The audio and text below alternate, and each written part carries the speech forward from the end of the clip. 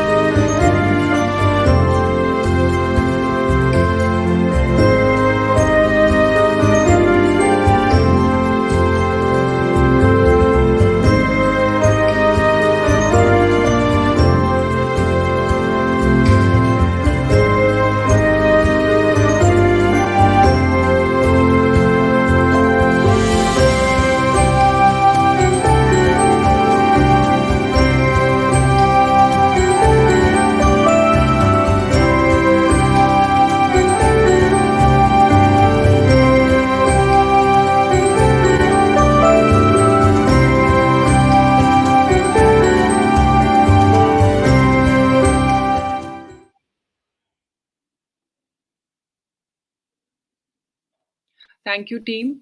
I would now like to request Mr. Sami Homzi, General Manager, Business Development in King International, to give his presentation. I welcome you on screen, Mr. Sami.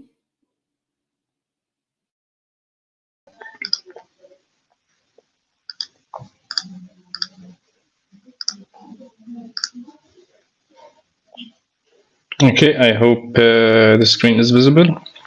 So welcome everyone. I would like to thank Solar Quarter and First View for making this event, and my fellow panelist and moderator for joining us in this session. So I'll just give a brief introduction about carbon certification and finance, an introduction about us and how these projects usually work. So I will first start with EKI. So as EKI, we're a company that has been founded in 2008 in Madhya Pradesh, India, in Indore city. Until this date, our achievements have been really good. We have operations and projects in more than 40 countries. We have more than 200 employees in our organizations. We have more than 3,000 clients, and till date, we have been able to mobilize more than 180 million of carbon credits. Last year, we have been listed in Bombay Stock Exchange, and our market cap exceeded $1 billion US. I have to say that we are the first carbon consulting company that has been listed worldwide. So I'll just give a brief about carbon offsets. How do they work, and their expansion in the recent years. So as this graph shows that in recent years we have been seeing market for carbon credits has been doubling or tripling in recent years, and we are expecting this market to grow even larger. So I'll just give a brief about what are the carbon offsetting projects. We know that there is a lot of emissions, and there's a lot of project activities that do emission reduction. So there are around 170 carbon credit projects. The most common activities are renewable energy, waste removal, and in the transport sector and energy efficiency sector, and there are a lot of them. So I'll be focusing on renewable energy projects and how they work. So, what is carbon offsetting? Everybody is, discussing carbon credits, carbon offsetting in this recent years. So, I'll have to start with the emission reduction project activity, such as solar, wind, or any other renewable energy or emission reduction project activity. It usually gets implemented, and for these projects, you can issue carbon credits, carbon certificates, and the end buyer will be a polluter that would like to reduce their emissions, but they cannot do that within their organizations. So they use these carbon certificates, they buy them, and by that, carbon revenue will flow back to the emission reduction project activity in order to make the project alive, especially in new technologies.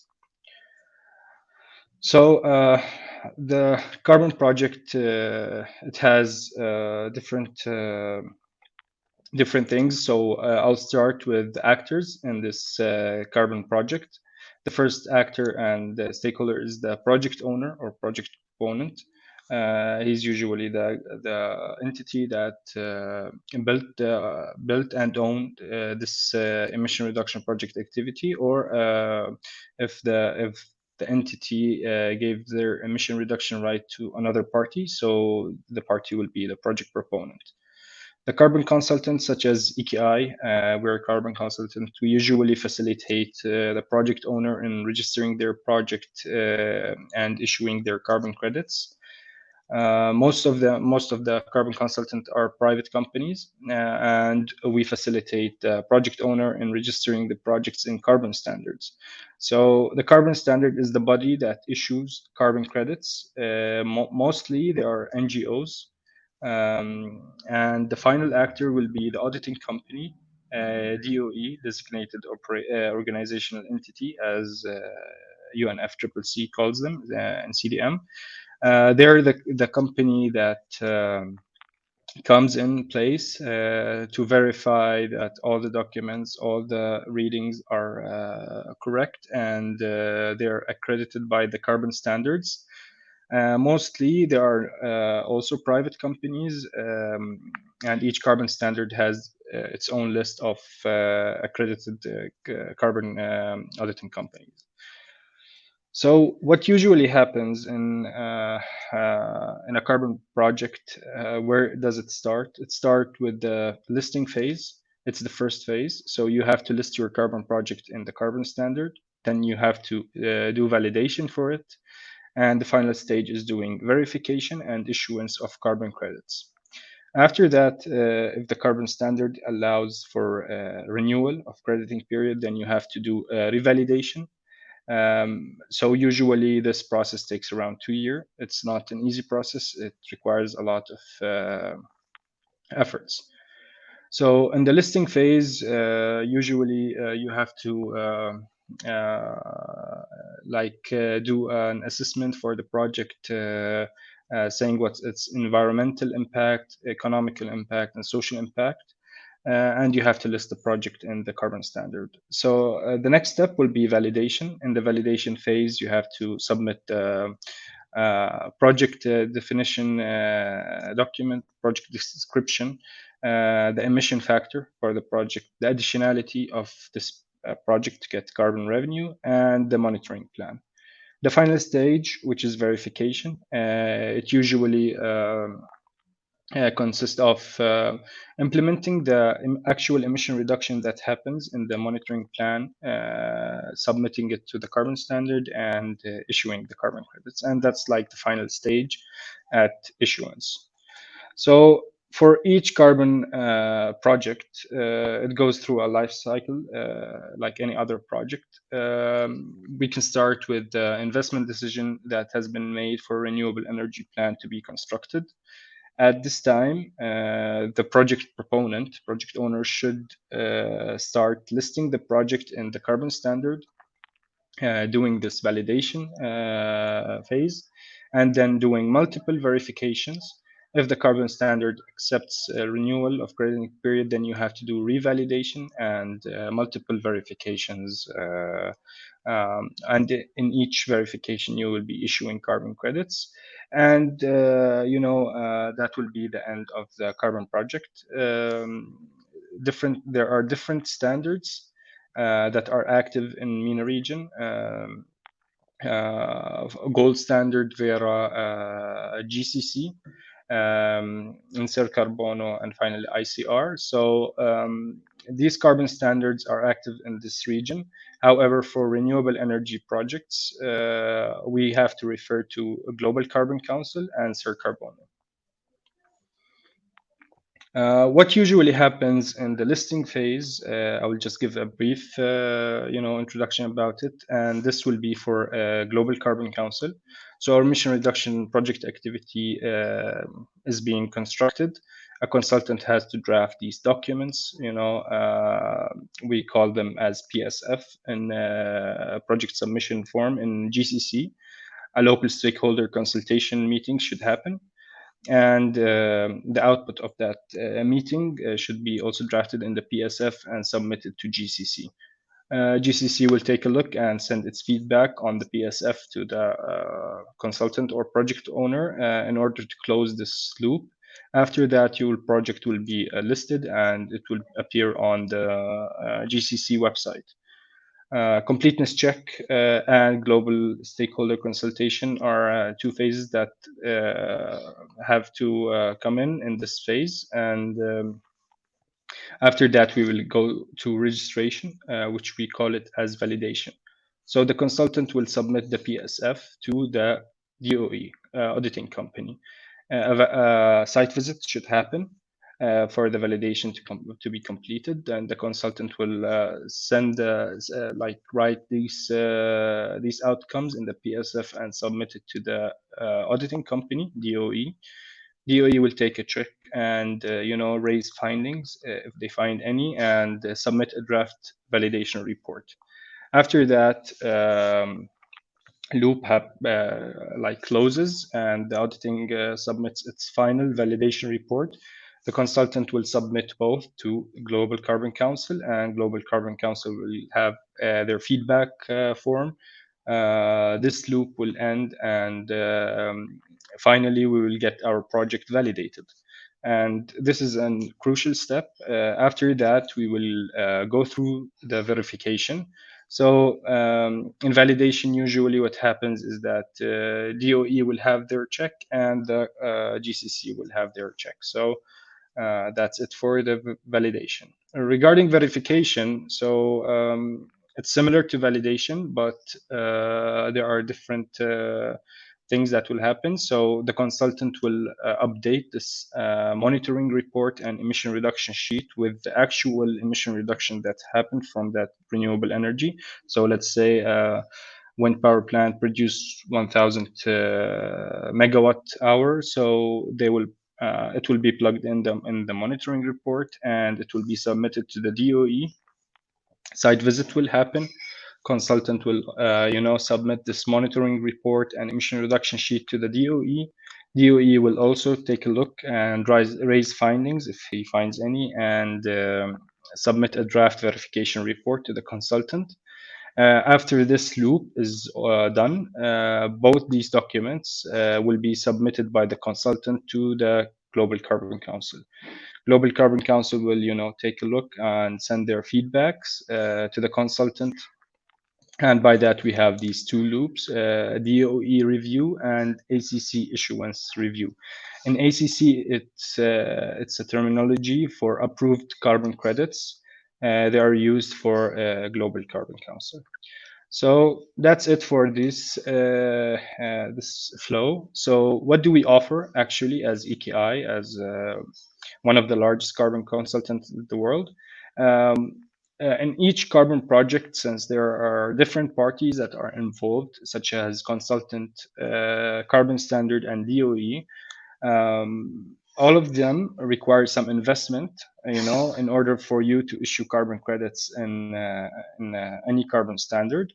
Usually, these investments are expensive, and we do offer a conventional consultancy model where we take our consultancy fee. We will be facilitating in the technical scope of work.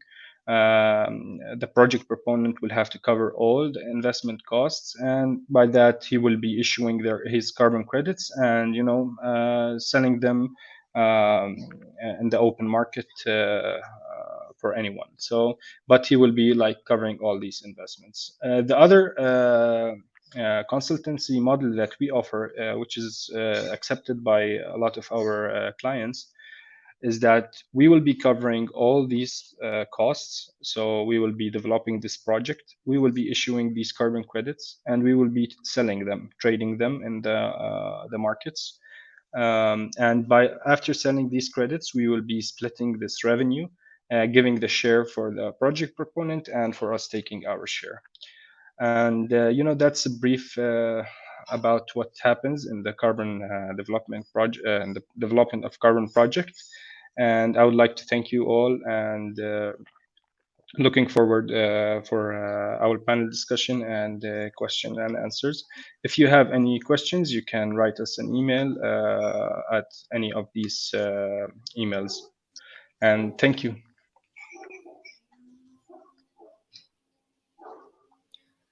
Thank you for the insightful presentation, Mr. Sami. Here, I would like to make a small announcement. Attendees can post their questions in the Q&A box, and our panelists will answer those questions at the end of the panel discussion. Allow me to introduce the proficient panel lineup for today. We have with us Mr. Karim McGurvey, Director, Transaction Advisory, DII Desert Energy, who is also the moderator for the panel. Mr. Sami Homzi, General Manager, Business Development, Enking International. Mr. Ignacio Carreras, Project Development Manager, Amia Power. Ms. Mushbira Yusuf, Sustainability Officer, AlShirawi Equipment Co. This session will be led by Mr. Karim McGurvey. Now I would welcome all the panelists on screen and hand it over to Mr. Karim. Thank you very much, Ignacio. So thank you for the kind introduction, as usual. Very good.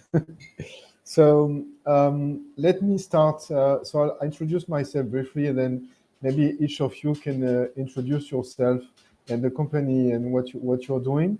And then we can, take it from there and, ask questions. And whenever someone wants to interact with what we are discussing, please feel free to do so, okay?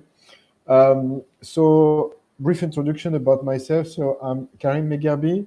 So I represent here DII Desert Energy. We are a think tank, very active in the MENA region. Our goal is to promote the energy transition in the MENA region and abroad, actually, based on green electrons and green molecules, meaning that we think that both the electrification and renewable energy has a role together with green hydrogen, especially in the MENA region, where the countries are, very much linked to, their history is based on fossil fuel and gas, and they have very strong skills regarding, handling such products, and that could be a very interesting ways to accelerate the energy transition.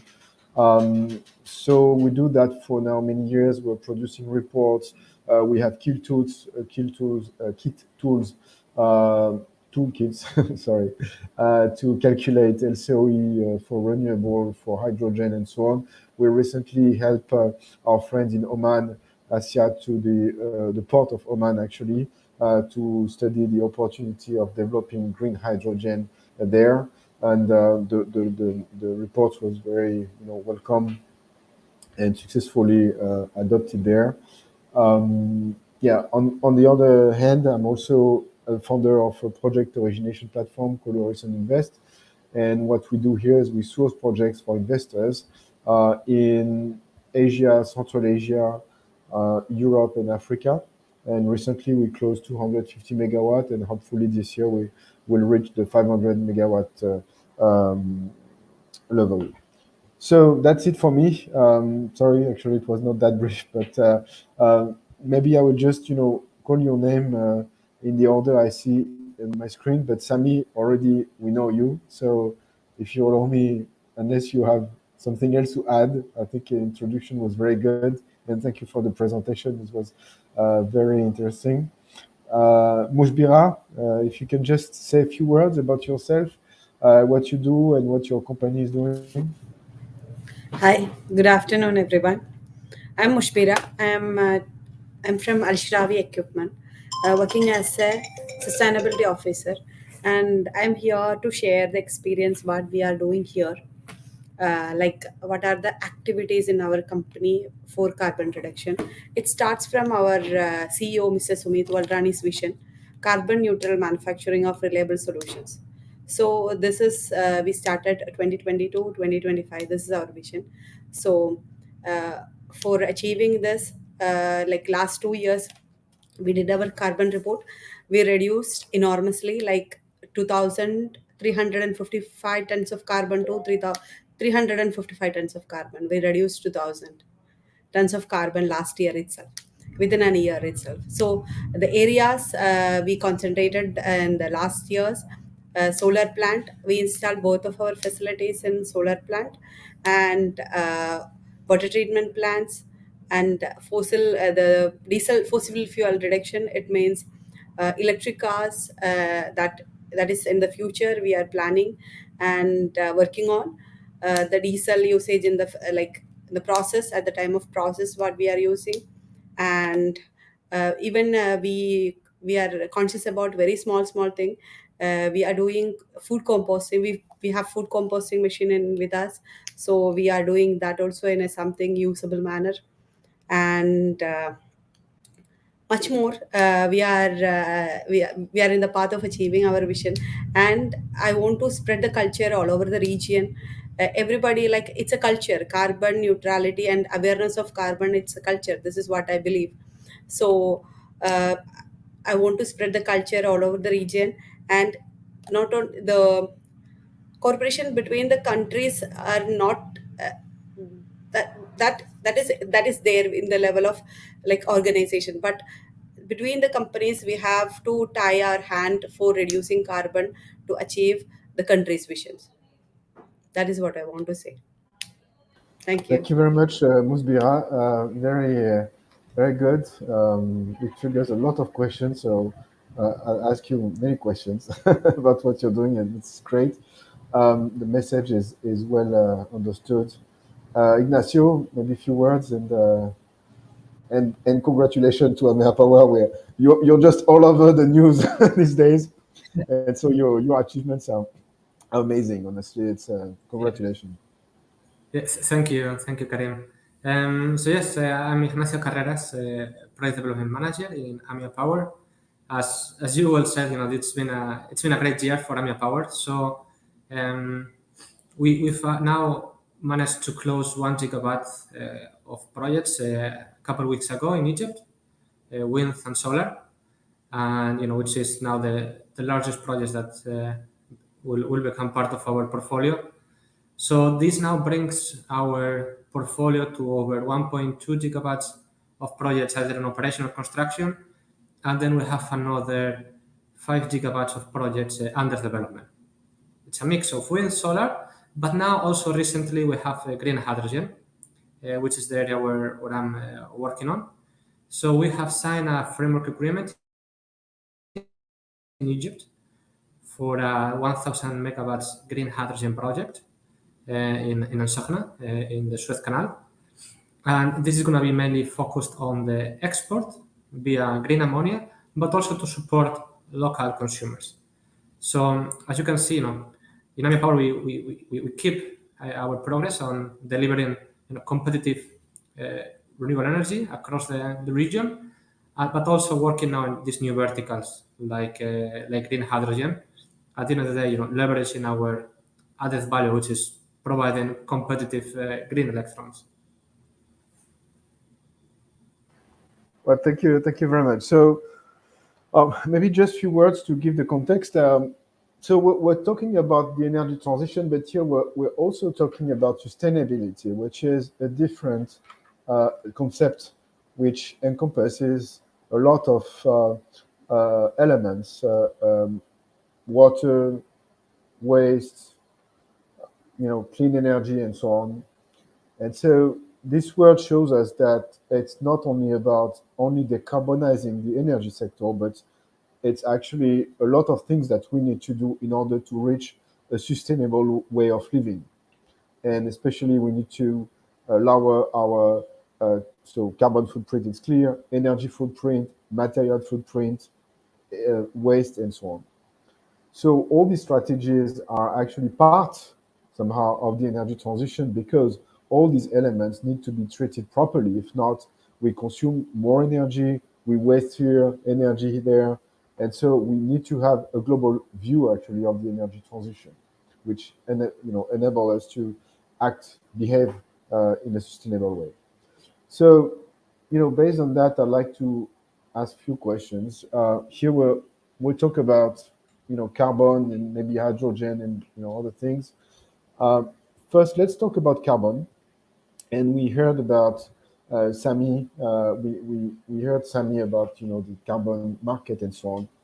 Few, we were discussing that with Ignacio even 2 years ago. My business models, there were no carbon credit almost, even 2 years ago. And now my all my all my financial models, they are full of carbon credit and assumptions in the next 20 years, what the cost, and it's part of my return. And so we do M&A, so which it's a part of the valuation on your side. I'm curious to see, Ignacio, how you factor carbon credit, how it works in your business model, how you have integrated that in the process, in AMEA Power process and business model. Yeah, so I think on the part of integrating on the model, as you will say, this now becomes part of the process. We have now renewable energy projects, which in some cases are still eligible for carbon credits. Mainly, we are talking on the least developed countries, which is countries where we are working on. So, for example, we have a project in Togo, where it's because it's the first of its kind in this country, so it's eligible for carbon credits, and also it's allowing to do some sort of reinvestment on the local community to also enhance our um, stakeholder efforts with the local community, because as Sami was saying before, the stakeholder feedback is a cornerstone of the carbon credits program. So that's a key element that is allowing. So carbon credits at the end of the day is not an additional revenue stream, but it's also another tool to involve the local community and make them also part of the project. Okay, and how important it is in your in your in your you know in your financial model? What's the contribution? Is it does it make a big contribution? Is it a key element now of your development strategy? And also, how do you manage the uncertainties? Because still you do some assumption, right, regarding the carbon price of 5 years, 6 years, 7 years, 10 years. I don't know. Can you tell us more a little bit how you know financially manage this product and what's the outcome of that? So, I mean, first we need to keep in mind, this is not a commodity like, you go to the market and you can see the price. It's still very much over the counter. And we could saw it on the presentation of Sami where, he had this pie of the different type of carbon credits. So today there are 170 different types of carbon credits. And each type of carbon credit has a different vintage. And so it's very hard, to put a value. And even if we talk on solar energy, it's not the same, for example, the project we are doing now in Burkina Faso, 20 megawatts in Burkina Faso, or 500 megawatts in Egypt. They are totally different, and that has an impact on the price. So this is one element. So in order to find out what's the right valuation, so we're in touch with the market, with off-takers and buyers to understand what's the appetite for the different type of carbon credits. And then secondly, there are platforms out there and market reports Like for example, there is one platform which is called Trove. They have very good research and reports on projections on carbon credits prices, and this also helps to understand where the market is going. So can you repeat the name of this platform? Yeah, it's Trove, Trove. Okay, very Actually, interesting. I think the guys that founded it, I think, were the ex C management of Bloomberg New Energy Finance. So it's a very very solid platform with very good reports, very professional, and especially very important in a market like this, which is still very new. And as I said before, it's not an open market out there where you can see you go to Yahoo Finance and you say, okay, well, how is trading today the carbon credit? You cannot do that. So it's tools like this and platforms like this, and I'm sure Sami can also add something on this point. It's very useful. Yes. So before going to Mujmira and to go into the details of some, a company which is decarbonizing itself, and it's to be fair, it's very very interesting to see what kind of actions they do. Just before going in there, Sami, just to continue on this carbon, credit. Um, I fail to be an expert in this area. It's so difficult that if you don't spend hours, days, months into this topic, you just can't follow, right? Even your pictures, your PowerPoint is very difficult to follow. So look, tell us more about the eligibility. So all projects are eligible. Sometimes we fail to understand. Oh, I have this project in Kazakhstan, win. I have this project in India there. So people are telling me, no, you need to have COD before 11th of January 2021. If not, this. You need, etc., etc.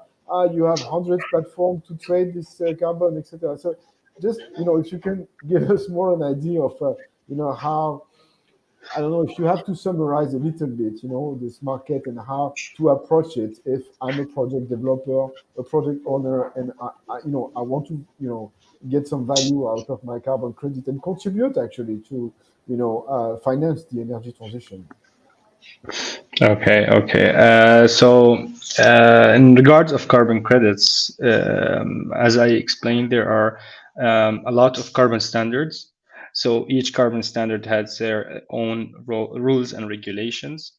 So, for example, if we take a look at gold standard or verified carbon standard, VERA, they are not accepting renewable energy projects in most of the countries.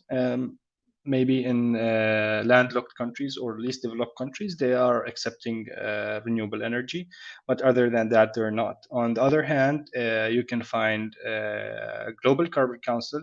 Global Carbon Council, in their rules and regulations, renewable energy are accepted worldwide. The project should be like this. Carbon revenue should be additional for this project, and you have to register the project before 1 year. After 1 year of date of commissioning. So each carbon standard has its own rules and regulation. That's why you can find carbon consultant working in this field. It could be really hectic for project developer, renewable energy project developer, to understand all of these carbon standards and additionality, eligibility of each carbon standard and whatsoever, because these rules and regulation changes. So, for example, if we take a look at Global Carbon Council, there was a special window for projects commissioned in 2016 onwards to register their projects before 5th of July this year. So this special window, we saw a lot of projects got registered there, and after that, you have to register your project either before date of commissioning or 1 year after. So it's a bit difficult to put a standardization for all carbon standards. And as Ignacio has explained, each carbon credit, like let's say a buyer who would like to offset their emissions, they have certain sustainable development goals that they endure. So they want to invest in. They some company might buy carbon credits from forestry projects. Some other one accept renewable energy projects. So it depends actually on the end buyer. It's not yet a regulated market.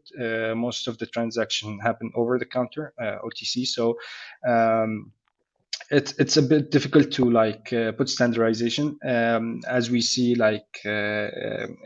Global Carbon Council was founded in Middle East region in Qatar.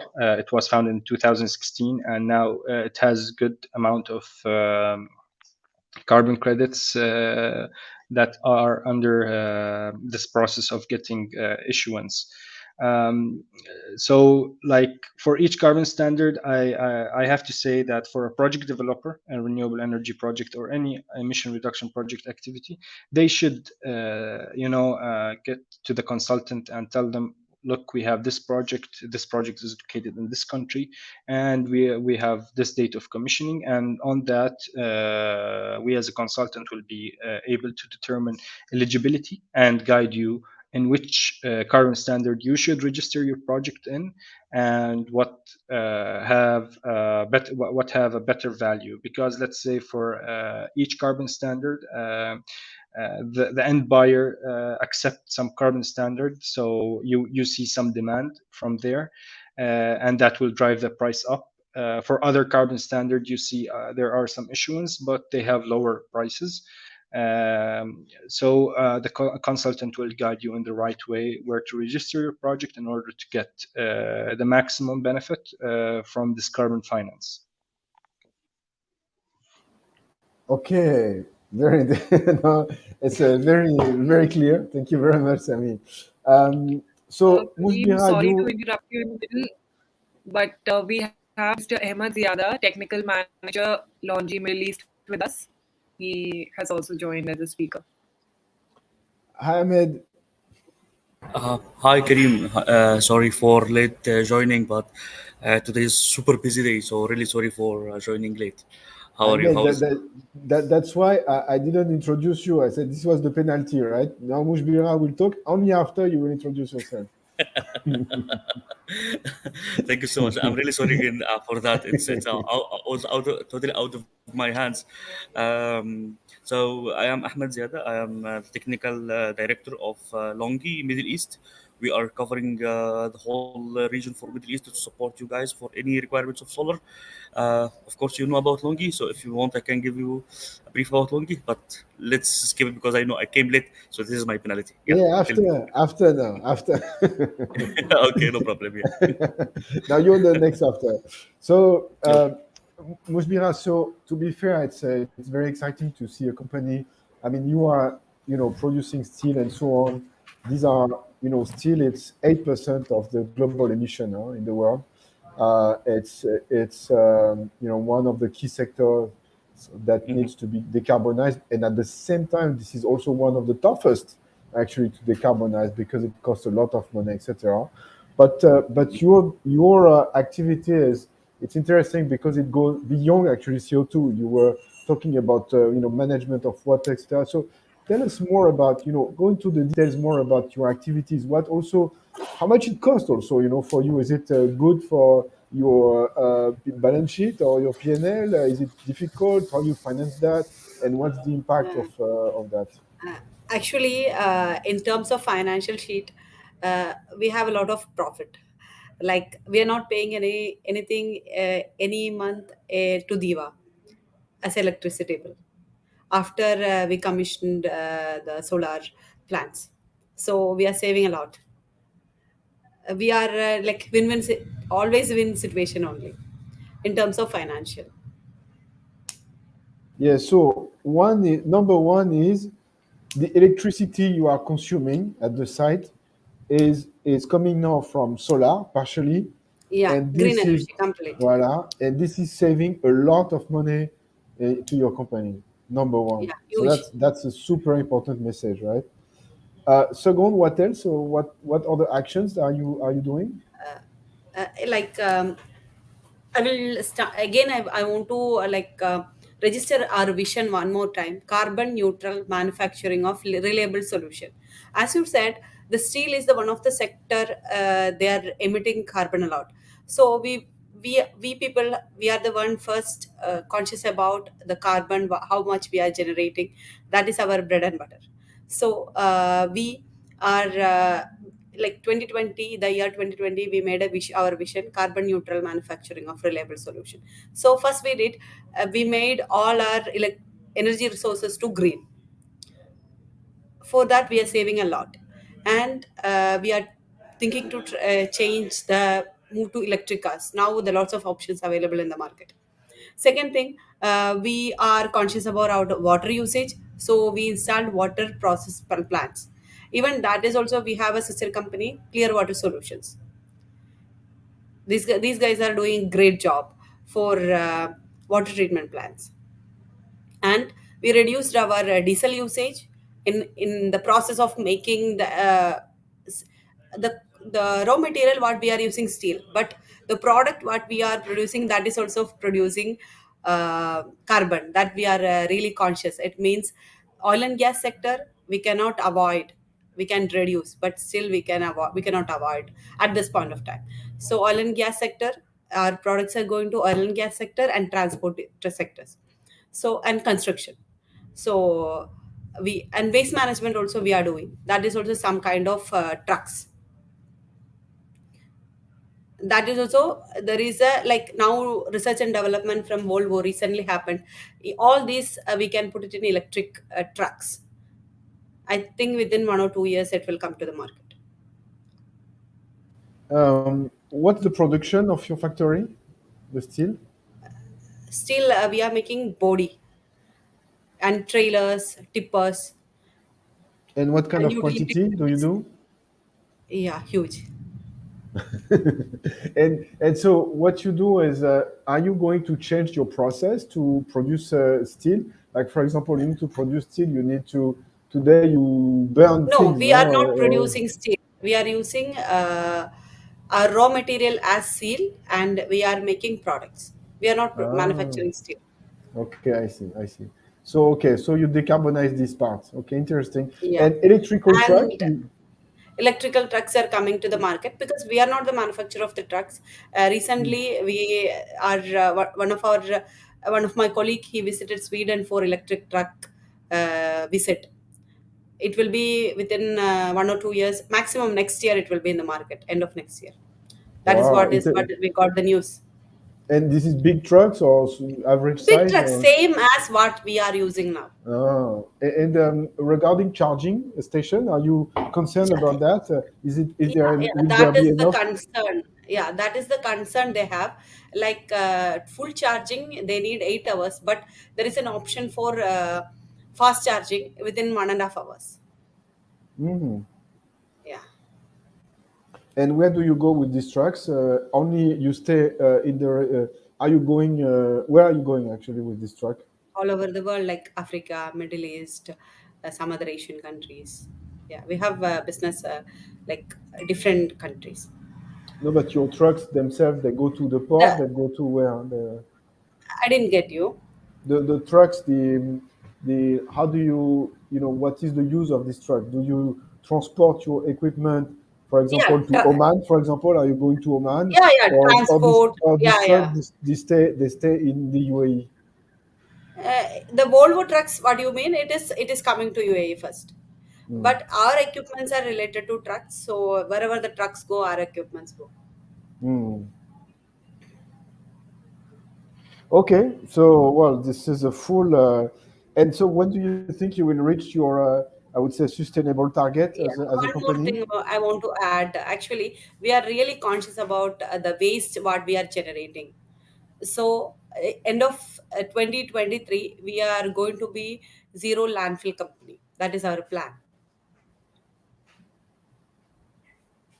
I think in if you are talking about sustainability, sustainability means uh, giving the better world to next generation. As per the present Oh, situation, we need 1.6 Earth to dispose our waste. 1.6 times of Earth, but we don't have. But so reduce, recycle, reuse. We always spread this culture. And how do you recycle? Actually, there are companies available in the market. Different waste, it will go to different usage.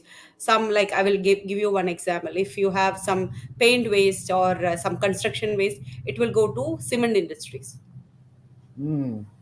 Yeah, depends on that. Steel, it will go for recycling. Again, it will come as steel. Paper, it will go to paper mills, like Union Paper Mill and all. Recycled papers are available. So in that way. I hope every entrepreneur, all entrepreneurs are who are listening to us are thinking we should do the same. I hope so. Okay, Lucia, thank you very much. Thank you, Ahmed, sir. You are your penalty is over. You can talk now. Karim, you are the best. You are the best. Thank you so much for the time. Yeah, I So know. tell us more. I Look, deserve it. look, Yeah. this is look, this is sustainable dialogue. So, you Longi, okay, you are selling, solar panels. So thank you very much. You help the world, to decarbonize the energy system. So we are Mhm. thankful for that. But at the same time, what about your own company? Actually, what are you doing? For your processes to produce the panels, to manage the overall waste and impact of your activities. Thank you so much for your question. This is a great question, by the way. One of the main questions that coming to the solar industry, one of the main problems that come into solar industry, that you are producing solar panels. Yes, that's good for that's good for Earth. That's good for air. That's good to reduce carbon dioxide. But you generate carbon dioxide in your manufacturing. Actually, in Longi, no, we have something called a code that we established in 2020, and I think we will achieve our target by end of 2023 to make it solar for solar. That will be 100% renewable, 100% solar. So our factories will be operated fully in solar. The main thing for us is to make sure that we produce clean energy for clean energy. You were speaking about green hydrogen, one of the main topics that is now one of the main trends that is now in the whole world. How to achieve green hydrogen? Okay, by powered by solar. We are here. So to produce solar modules, we also produce it by using our solar energy. Not only that, what about the disposal of our material? I can say that based on my experience, that one based on what we are achieving in Longi as a leading company and number one in the world now, that we have a very strict rules about waste. That we have to make sure that we keep our waste at the almost, I can 0.005% to make sure that we achieve more benefit, of course, for us, and main thing is to make sure that we are achieving the green company concept. This is the main thing that we are doing now. One of the main things that also Longi is I can see unique in it is that we are taking the whole process of the solar module from the beginning till the end. We talk about from polysilicon. We are we are one of the very few companies, we can say, we are one of top three in in the world that take it from polysilicon to reach it to make it a pure solar module. So our control on the whole process make us more ability to control our waste and make sure that we are controlling our carbon emissions. That's why based on that we achieve more success. That's why very inshallah, very soon you will hear about official statements that coming by Longi telling exactly what achievements we make based on our concept to go to make it solar for solar. But Hamid, also, so you are producing polysilicon, or you control, No, you have agreement with, because as far as I remember, you're not touching polysilicon, yeah? no, Or you are no. But introducing that? we are. Yeah, no, we are not producing the polysilicon, but we Yes, get it yes, from yes, the yes. polysilicon. So we are producing ignot wafers and this Yes, and yes, solar yes, modules. yes. So last year we achieved around this year we achieved around 150 gigawatt of wafers, and this one I think it's around 60% of the whole world capacity of solar modules this year. So whatever manufacturer you are installing, 60% it can be done by our wafers or even by our modules. And regarding policy code, I mean, it's a tough one, right? In China, we don't know exactly what are the regulatory frameworks for these activities, which can pollute, also. And how do you manage that? Do you impose on your subcontractors? Is there a regulatory framework for that? Do you yourself impose to your subcontractors, to follow some environmental rules? And how do you how is it going actually? Is it going well? And how do you monitor them also? Okay. One of the main things that if you are supplying modules to Europe, to US, one of the main things that they are looking for is exactly how much your raw material is making pollution. You know how to Mm, control that. This is one of the main things from from the client. So from us, mm, we also make our own standards to make sure yeah. that we control it.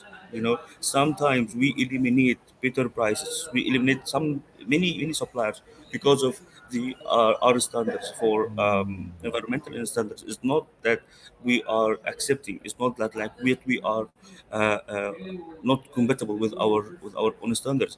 The main thing for us is to make sure that when we are supplying something to our client, we put his interest, his benefit at the beginning, and make sure that we are following his requirements. So if we talk about Middle East, for example, companies like Aqua, like Amea from Ignacio, these companies, their main interest is to make sure that environment impact we achieve the highest.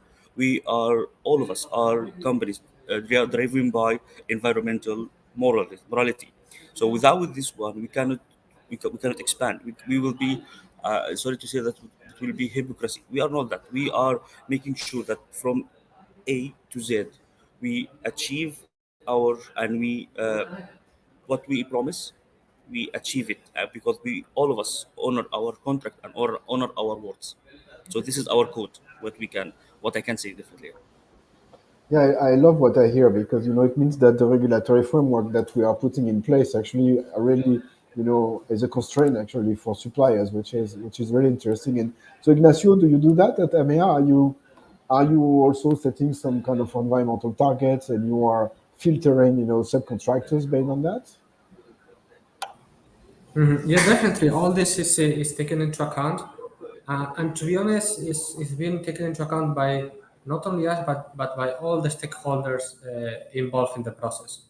So this is particularly important when you are talking to lenders on the financing process. So all this is subject to strict due diligence, and at the end of the day, I think it's only helps to increase the standards of the industry, because at the end of the day, whenever there is in all these type of projects, there is a lot of partners, and usually the partner with the highest standards are lifting up the other ones and asking them to increase the requirements. So, and we see this with co-developers or co-investors, with lenders, also with contractors, and of course also suppliers. So this goes all the way the value chain. Yeah. And Mujira, you also, the same question, are you imposing to your subcontractors to follow certain environmental rules, and what kind of rules, for example? Can you share with us your experience on that? Yeah, actually, we didn't start imposing, but when we are choosing, that is in our mind, who are more sustainably conscious about the environment and society, we choose them. And we already started survey with our major suppliers who are conscious and who are taking sustainability initiatives. We already like recording.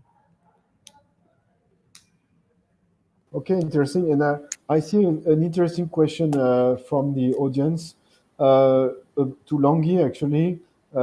Recycling. all panels. And I'm super interested. I mean, for now, recycling it's not the key thing, right? Because these solar panels now we know that it's at the beginning. I remember, maybe 25 years, 27, blah blah. No, it's 35 years, and even 35 years. Honestly, it's probably these panels will still work. So, but still, it will come. And so, how do you manage that? So, how what kind of program you have regarding recycling, and also uh, I don't know if you know that regarding the design, do you think about a design which allows actually an easier recycling of your solar panel, or you're not yet there? Definitely. This was my. I like the question. Thank you, Liliana. Liliana, by the way, is my colleague in here at University. So thank you so much for that. Ah, Uh, cool. yeah. So she knows exactly which question to ask. Okay. Perfect. It's a very good question. Yeah. And as you said, Kareem, the, the best way for recycling is the designing itself. It's not about recycling process for solar module is one of the best recycling. Aluminium will go to aluminium, glass will be smashed and go for glass. Even EVA will be smashed also and coming as separate silicon, the same thing. So we talk about a recycled process can achieve about more than 90%. I'm conservative when I say 90%. There is some there is an Irene. I think there is a report that saying 98% of solar module can be recycled. So this concept is done. But for Longi, as you said, no, as you said now, we are in the initial stages. We are talking about the oldest module now. It's around 1990, 1980, maybe 1975. So we're still in the very initial phases of talking about recycled modules.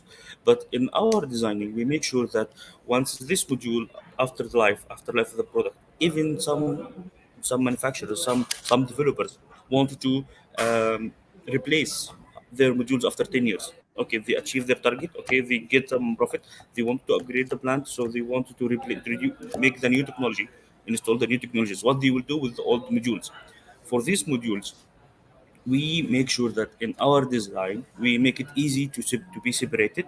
How to make sure that once it comes to be fast, and make sure that we it's not complicated, to make sure that you are reduce the waste that comes out of this one. So from day one, in as Longi, we put this waste recycling in our priorities to make sure that we are providing the highest quality. I think also I don't want to disclose more information, but very soon you will hear about a special thing about this kind of Now you recycling can solar module. disclose, Ahmed. You can disclose information. We're not going to spread the word. It's Yeah, okay. yeah, I can It will disclose. remain between us. No problem. You can disclose. Yeah, if I can disclose, but you have to prepare a job for me, huh? When you with you. Oh, that's amazing. That's really amazing. I'm telling you, this is one of the most critical topics that we are speaking about this day, and this is one of the main things that me as a technical director taking care and observe on all my sites that I'm dealing with our clients, even for the modules that have a problem, defective modules. What will be the solution with these modules? How to solve it? You will just throw it? No, it cannot be. I'm saying it's a treasure, so we have to make sure how to get the best benefit out of it. Sami, this is big news, right? Carbon tax at the border of Europe. Yes, yes. Carbon border adjustment mechanism. It's actually one of the things that makes companies start doing their greenhouse gas inventory, calculating their emissions from scope 1, 2, and 3. And actually, as in that, when you're calculating especially scope 3, let's say you're purchasing some goods from some provider, then you will be starting to focus, like big companies like Ahmed mentioned, to focus on purchasing these goods from a company that have lower greenhouse gas emission in order for you to reflect low carbon intensity on your product. And that's actually one of the things that help all organizations that are exporting to Europe to reduce their emissions within their operations and within their purchasing goods. So it's one of the things that motivates the markets, and that's why we have been seeing some growth in the carbon market space, and also in the reporting for their greenhouse gas emissions. So it's actually really good. I believe till now it's only it's mandatory for cement. It's started to be mandatory for cement and steel, and hopefully I think for every product that will enter Europe will have to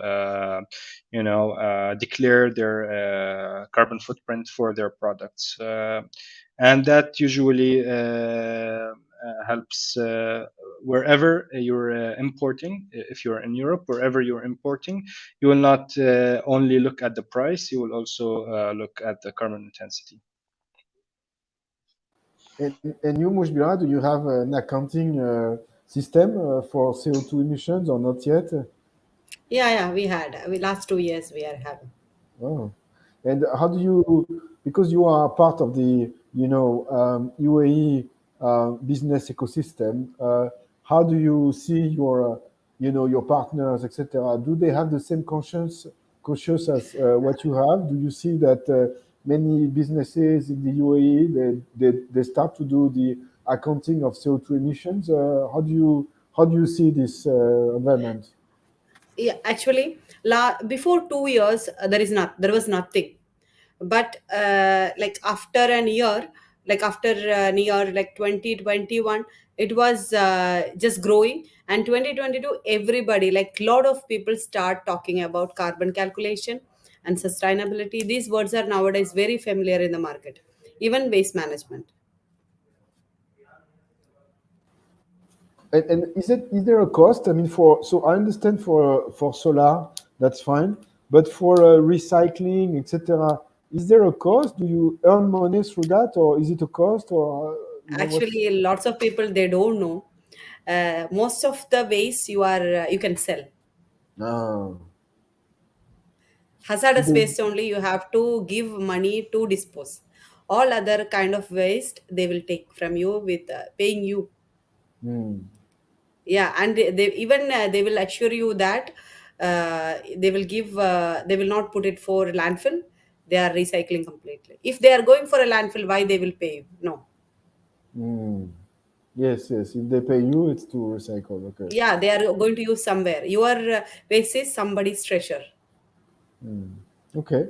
Um, so, Sami, one question regarding the voluntary market. It's different from, Yes. I'm sorry, it's so complicated. I feel like No, I'm it's fine. ignorant, right? So what's the difference? The voluntary market, all these standards, is it the same, or you know? No, actually, there like voluntary market is different than compliance market. So, for example, you can take a look at EU ETS, European Emission Trading Scheme. So, by that, they would. It's like different commodities actually there. It's not carbon credit. It's also 1 ton of carbon dioxide. But what usually happens there is that they want to decarbonize their economy within the European Union borders. So they do not accept carbon credits coming till date. They do not accept carbon credits coming, let's say, from Jordan, for example. You cannot reduce emissions for a steel factory in Europe by purchasing credits from elsewhere. But if we want to take a look at, let's say, a steel factory in UAE is trying to reduce their emissions within their operations, and there are some emissions that they cannot avoid.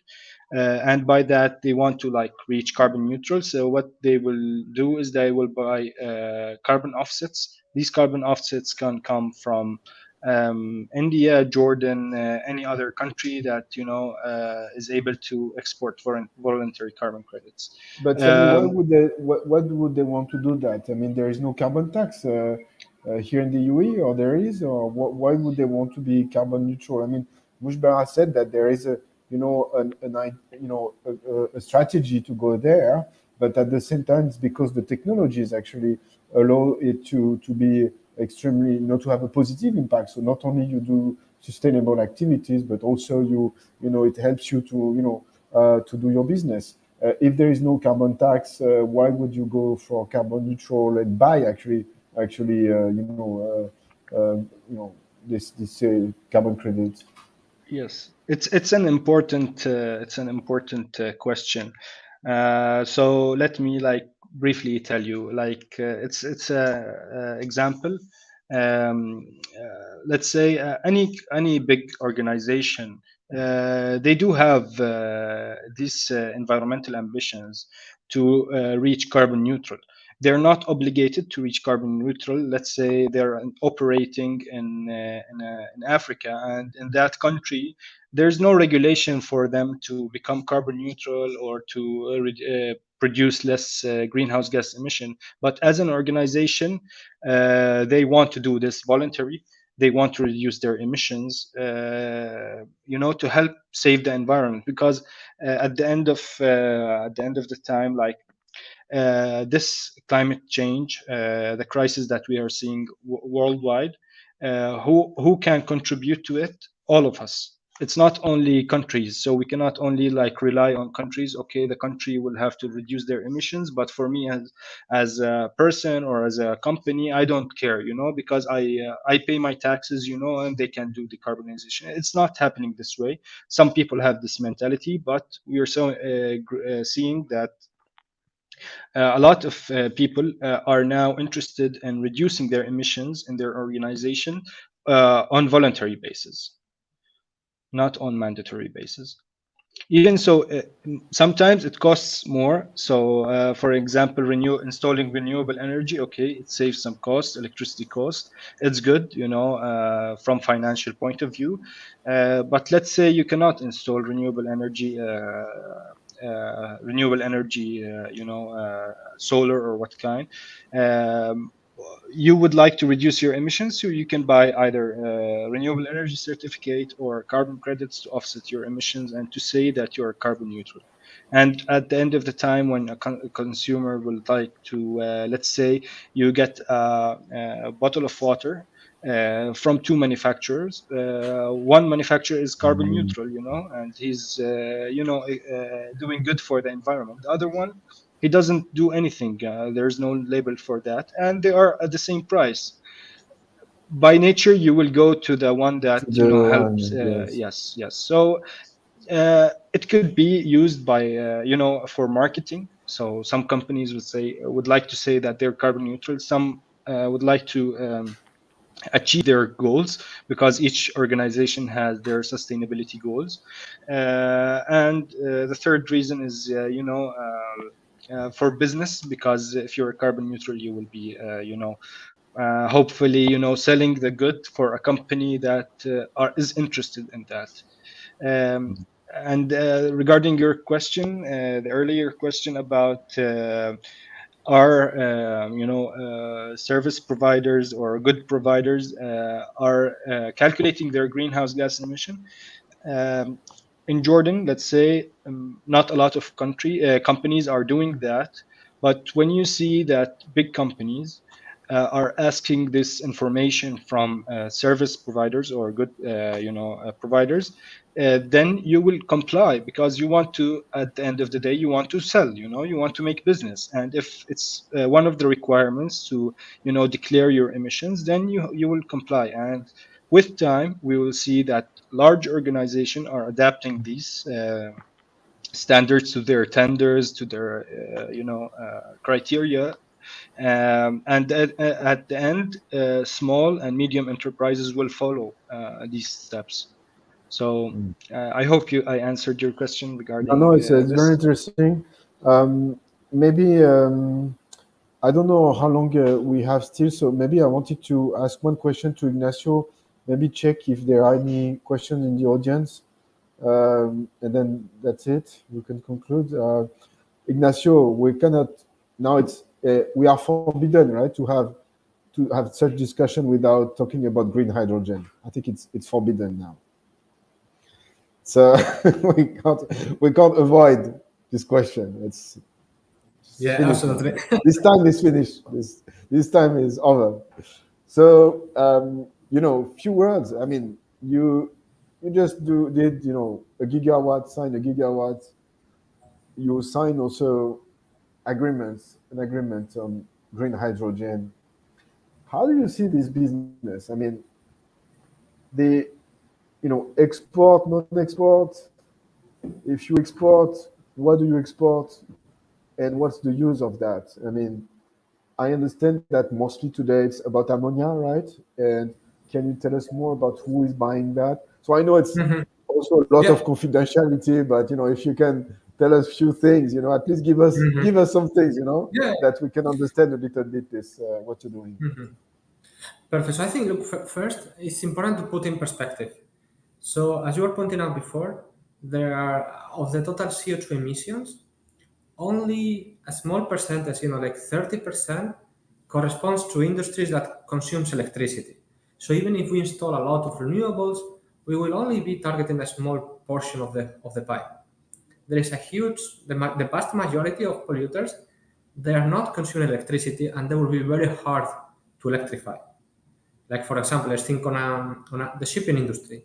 We cannot think on ships moving with these big batteries or with connected to a cable. It's impossible.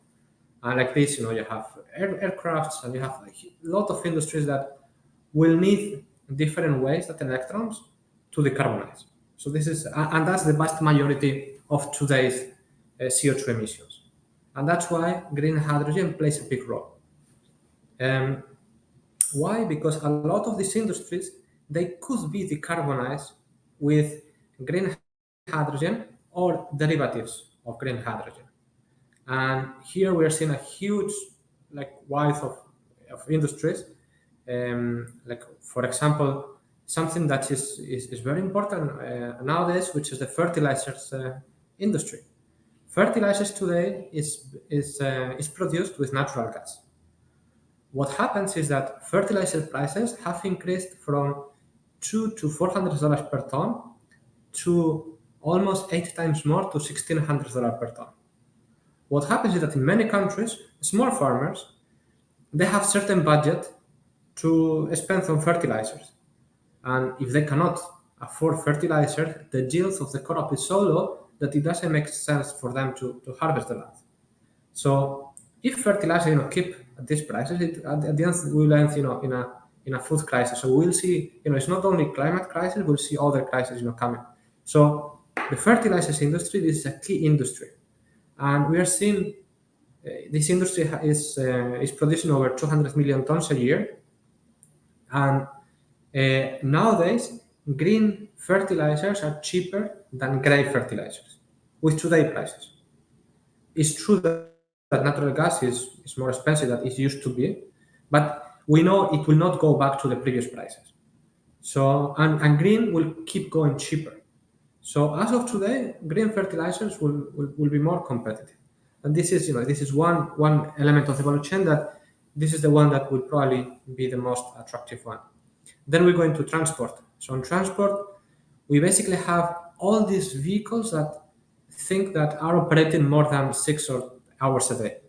So okay, your private car that you drive it 2 hours and then you connect it. Okay, that's fine. But think on a bus on a city that is working 18 hours a day, or a truck in a mining industry, or a pickup in a warehouse, or that is working 24/7, or a ship.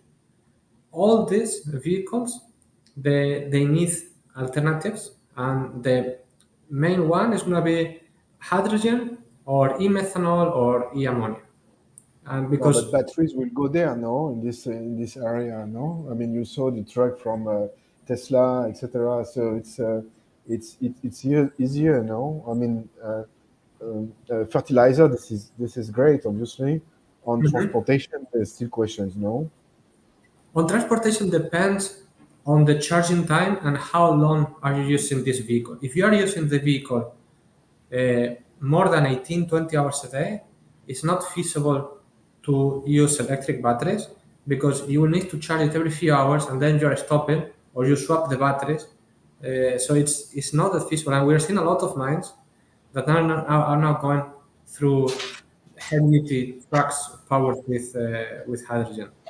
And then for the shipping industry, by 2040, they will it will be most of the ships powered with green fuels, and so that's another industry that we see very important. And then mixing with natural gas. So we are seeing in Australia they're doing it, in Europe they're doing it. They start mixing a small percentage of hydrogen into natural gas pipeline. So this will be gradual that end consumers will not notice because if you're in your house you have a 10% hydrogen, you will not notice if it takes few more seconds to to heat up your food, you will not notice that. But there will be a very important reduction on CO2 emissions. So I think we are going to see a huge cascade and waterfall of projects or different applications coming one after another.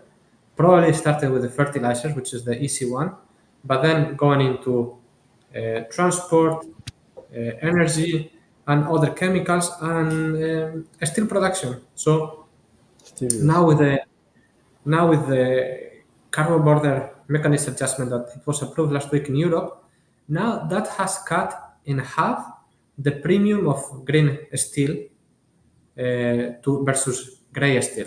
So we are getting very close. Okay, still there's still some improvements needed on the production of green hydrogen, but I think very soon we'll see more end products where the green is absolutely competitive compared to the gray. Okay. Meenakshi, oh, I I ask the questions from the audience and then we conclude. Is that fine? Yes, that's fine. Okay. So one question is for Mujbira, which is it says that companies can impose. So we discussed that. Like you have your um, uh, criteria. How to be sustainable, how you want to be sustainable with your vision and the vision of your chairman, and so you want to the others actually to follow also, and you act as a guide, and you tell them, look, that's what we want, tack tack tack tack tack, and then because you don't know, you're not sure if they're going to follow that, either you ask them some kind of report, or you even go to their factory, or where they are, and you audit actually their processes to make sure that they're fine, that they're following what you want. Is it something that you have in mind also? Not yet. How do you see that? Actually, we are starting in terms of our purchase, what the goods we are using for our product. So we are, as I explained earlier, we started taking a survey of who are like major suppliers who are like following sustainable activities and reducing greenhouse gases emission. These kind of things we already started monitoring, and for every company, if we want to buy something, we will ask to submit vendor registration form. So we are started adding, we will start from next year, we will start adding a question about sustainability initiatives and carbon gases.